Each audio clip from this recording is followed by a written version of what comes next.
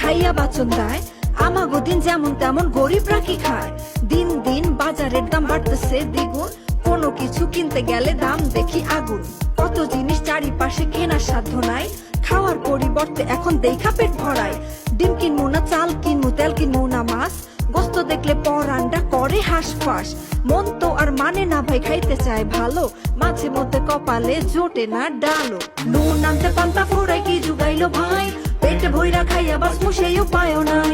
গরিব যদি ভাতে মরে কারা সে যায় কি, বাজারের যা পরিস্থিতি আমরা খামু কি।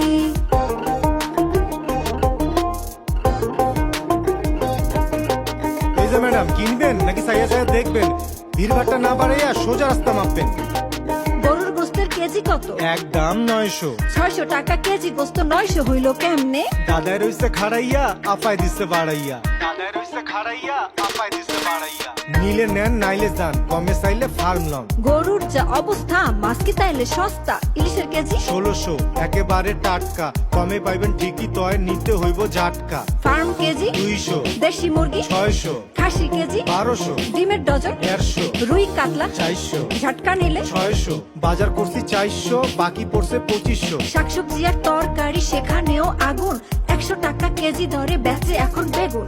ভালো মন্দ দেখে গেলাম, কেনার সাধ্য নাই, এসব কিছু কিনতে মোটা টাকা লাগে ভাই। নুন আনতে পান্তা ফুরাই কি জুগাইলো ভাই, পেটে ভইরা খাইয়া বাসমু সেই উপায়ও নাই। গরিব যদি ভাতে মরে কারা সে যায় কি, বাজারের যা পরিস্থিতি আমরা খামু কি।